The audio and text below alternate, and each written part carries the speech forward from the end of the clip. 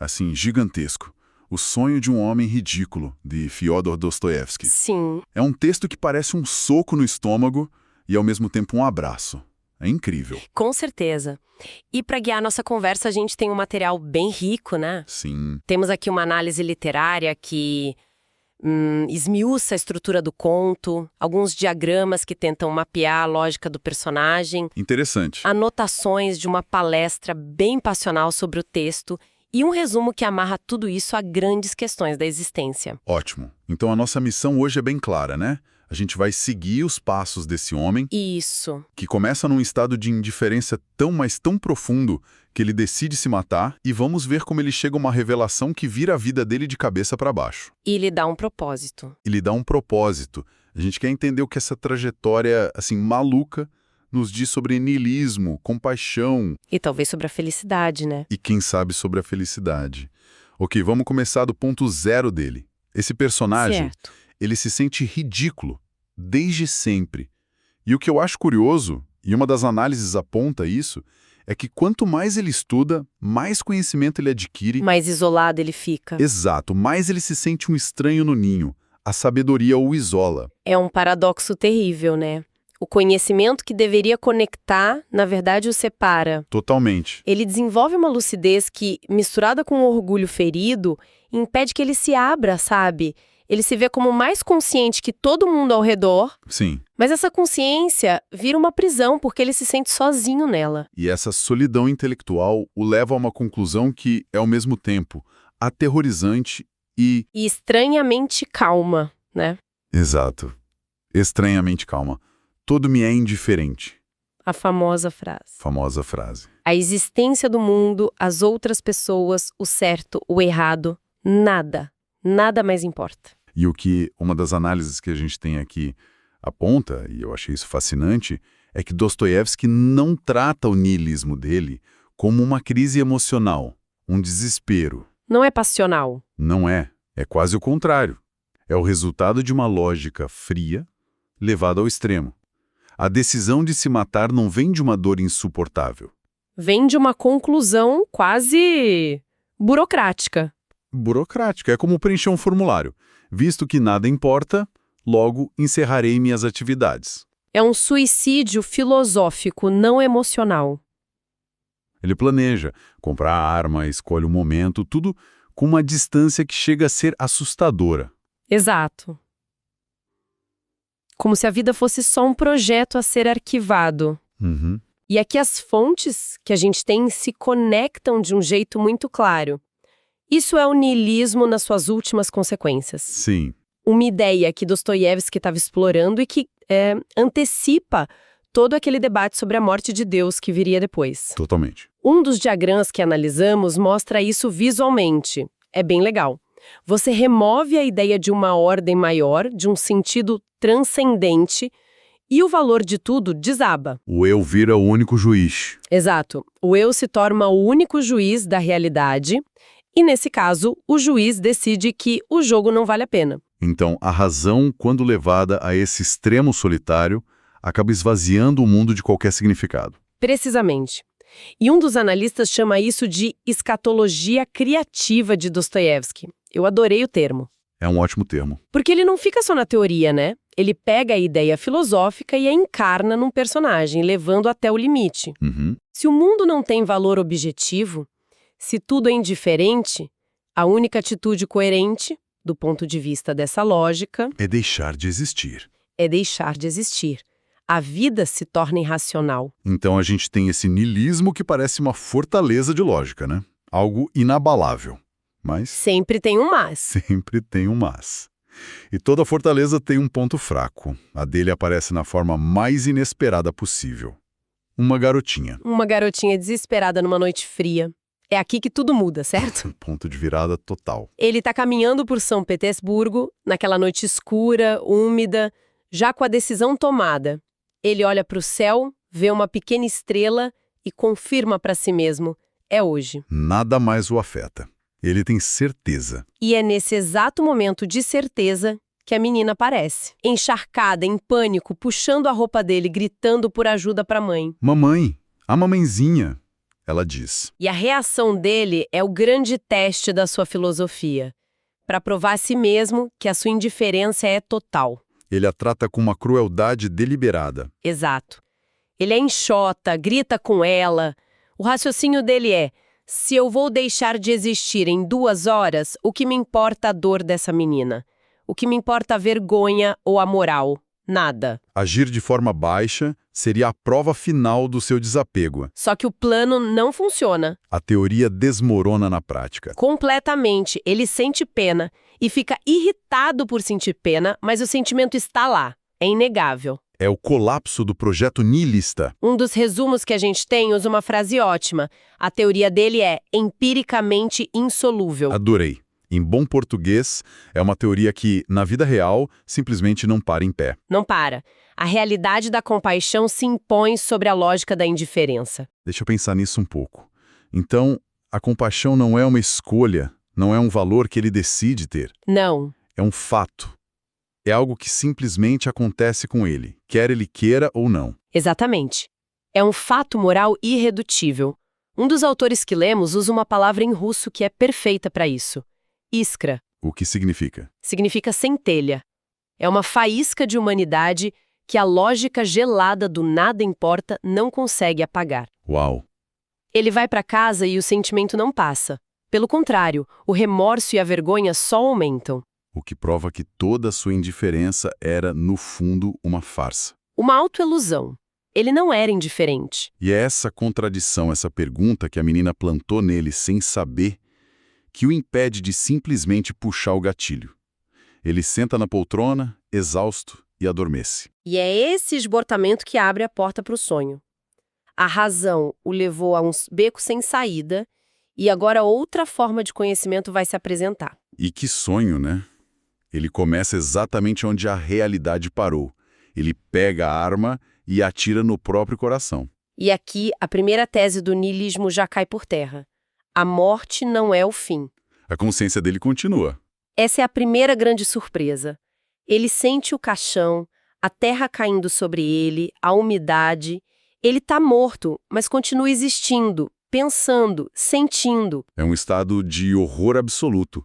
Ele se revolta contra o absurdo daquilo e clama por um sentido, por algo superior. E em resposta a esse clamor, o caixão se abre e um ser o retira de lá. O importante é que ele perdeu totalmente o controle, né? Totalmente. Na vida de vigília, ele era o mestre da sua lógica. Agora, ele é conduzido, levado. Ele está sujeito a uma ordem que a filosofia dele tinha negado. E essa viagem o leva para muito longe, pelo espaço, até um planeta que é uma cópia exata da Terra. Um duplo da Terra, banhado por um sol idêntico ao nosso. Mas com uma diferença crucial. Essa Terra é perfeita, intocada. É o paraíso. Antes de chegar lá, porém, acontece algo fundamental durante a viagem. Ao ver a nossa Terra de longe, ele é tomado por um amor e uma saudade imensos. Um sentimento que ele nunca teve em vida. Nunca. E esse amor vem misturado com uma culpa aguda ao se lembrar da menina que ele maltratou. A conexão que ele negou em vida, ele a sente agora, à distância. E ao aterrissar nesse novo mundo, ele encontra uma humanidade que parece saída de um poema. Pessoas em harmonia total. Felizes, inocentes. Uma das análises destaca que eles não precisam de ciência ou filosofia para entender a vida, porque eles a vivem plenamente. O conhecimento deles é direto. Não é mediado. Isso, não é mediado. E as fontes que a gente tem são unânimes neste ponto. O sonho não é descrito como uma fantasia ou uma utopia. Para o narrador e para o Dostoiévski, aquilo é a revelação da verdade com V maiúsculo. É a visão do estado original do ser humano. Antes da queda, antes da corrupção. Eles não têm templos porque a ligação deles com o universo, com o todo, é viva e constante. A felicidade deles é uma experiência compartilhada, não uma busca individual. É o oposto completo do mundo de onde ele veio. Um mundo de isolamento, de egoísmo, de teorias. Lá, ele encontra a comunhão, a prática. É a verdade objetiva sobre para o que a humanidade foi feita. E então, No meio desse paraíso, vem a virada mais terrível da história. A catástrofe. E o mais chocante é quem a provoca. Ele mesmo. O visitante da nossa terra doente. Sim. Ele revela que foi ele quem corrompeu aquele mundo perfeito. Mas a minha pergunta é: como? O que ele fez de tão terrível?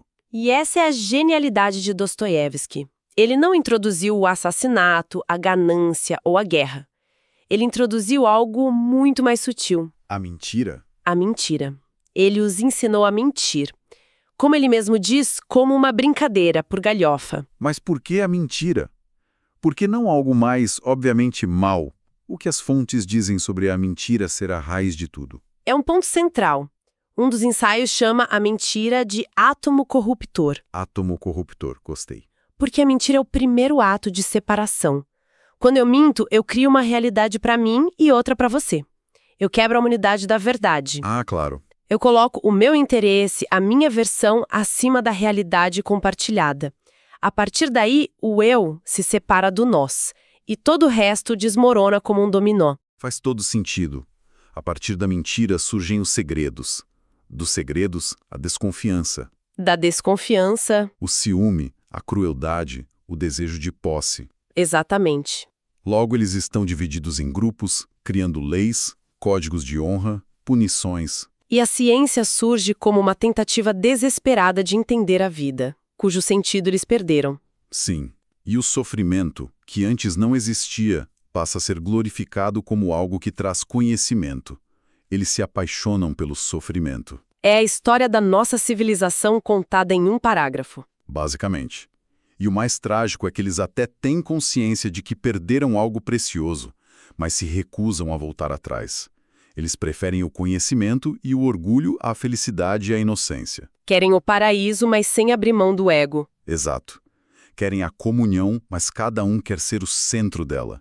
É uma contradição insolúvel. E o narrador, vendo tudo isso, se desespera. Ele se oferece para ser crucificado, implora para que o matem, porque ele se vê como o único culpado. Ele entende que o mal não é uma força abstrata. Ele sempre começa num ato concreto. De uma pessoa concreta, a responsabilidade é individual. E quando ele acorda é como se fosse outra pessoa. Aquele homem frio, calculista, Desapareceu. simplesmente desapareceu. A ideia do suicídio foi varrida para sempre. Porque o sonho não foi apenas uma experiência onírica. Foi a descoberta de um fundamento. Ele viu a verdade. A vida agora tem um valor objetivo que ele testemunhou. O niilismo foi curado na sua raiz. E com essa cura vem uma missão. Ele precisa pregar a verdade que viu. Mesmo sabendo que todos vão rir dele. Que vão chamá-lo de louco, de... Ridículo. ridículo. O que nos leva de volta ao título do conto, né? O homem que se sentia ridículo por seu isolamento e sua suposta superioridade intelectual. E agora abraça o ridículo por uma causa muito maior. Ele encontra seu propósito não em negar o mundo, mas em assumir a responsabilidade de amá-lo e tentar curá-lo. E a verdade que ele decide pregar é, no fundo, incrivelmente simples. Sim, e chegamos à contrassíntese do Dostoiévski ao niilismo. Depois de toda essa jornada cósmica e filosófica, a conclusão é quase desarmante. É verdade. Uma das fontes destaca a citação que é o coração do texto. O principal é: ame os outros como a si mesmo. Isso é o principal. E só isso, não precisa de absolutamente mais nada. Imediatamente você descobrirá como se organizar. Exato. Mas sabe, isso não soa um pouco simplista? Quase um clichê? Depois de uma análise tão profunda da condição humana, a resposta é essa. Essa é a questão-chave. Como as fontes justificam essa simplicidade como a solução para um problema tão complexo? E a resposta, segundo as análises, é que isso não é apresentado como um conselho moral ou um ideal vago. É apresentado como uma lei fundamental da existência. Ah, entendi. É a única base racional que pode sustentar a vida contra o abismo do nada. O niilismo do protagonista era lógico, mas partia da premissa do eu isolado. Certo. A verdade do sonho revela uma lógica superior, baseada na premissa da interconexão. Amar o outro não é uma boa ação, é o reconhecimento da estrutura da realidade. É a única coisa que faz sentido. Uau! Então o que a gente viu foi uma jornada completa. Ele parte de uma lógica do isolamento que leva à morte, é quebrado por uma centelha de compaixão que ele não controla, Passa por um sonho que revela a lógica da comunhão como a nossa verdade original e a fonte da queda. e termina com uma missão de vida baseada nessa verdade. Exatamente. E a história toda nos deixa com uma pergunta muito poderosa para refletir. Em certo ponto, o narrador se pergunta se aquela pena que sentiu da menina era só um hábito, uma construção cultural que a razão poderia eventualmente desmontar. Uhum. O conto inteiro sugere o oposto, que a compaixão é uma verdade fundamental, uma centelha que a lógica não apaga. Certo. A questão que fica, então, é: se a gente levar a sério a conclusão do homem ridículo, se acreditarmos que o paraíso na Terra é uma possibilidade real, baseada nessa lei do amor, qual se torna a nossa responsabilidade aqui e agora para começar a encontrá-lo? E claro, E, claro, para achar aquela menina que ele prometeu procurar.